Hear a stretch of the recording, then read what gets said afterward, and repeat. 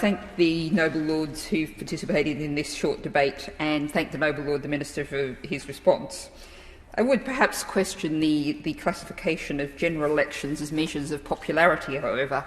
They are reflections of people having to deal with the first-past-the-post voting system.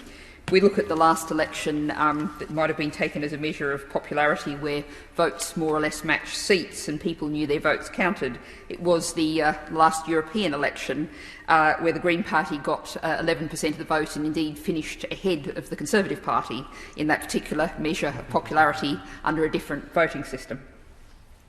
But to pick up a couple of points, both the noble Lord the Minister and indeed the noble Lord Stunnell picked up the point about the one-seat issue. And I do take their points there, but the fact is this is based on the way the short money, this is where it's drawn off the short money, where there is already a legal situation that says one seat means you'll be regarded as a national party. And I'm quite interested by the comments of the Labor Lord the Minister with his very strong stress on each seat being an individual contest, which doesn't really seem to be the way the Conservative Party has been fighting recent elections, or indeed the way recent elections have been treated by the media. And I think also the point the noble Minister made about disadvantaging single local candidates.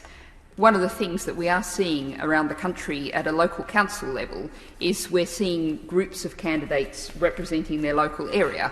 I'm thinking of Herefordshire, but there are other areas where large group or significant groups of councillors who've come together as representatives of their local area might want to run in a number of seats where they represent the council, and that's a very large sum of money.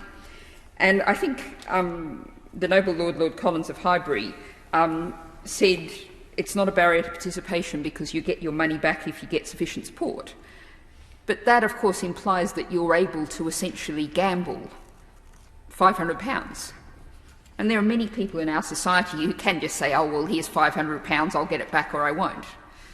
But there are also an awful lot of people in our society for whom that's not in any way a financially viable situation, who don't have access to that £500 to start off with. So I think this has been the start of the conversation. I took encouragement from the comment from the noble Lord Collins of Highbury that the idea of review might be of interest to the Labor Party, and I think that's something that I might look to take forward in the future, and I hope perhaps we might be able to work on that. So this has been, I think, very much the start of a conversation which has a long way to run, but at least the conversation has been started. So in the meantime, I beg leave to withdraw the amendment.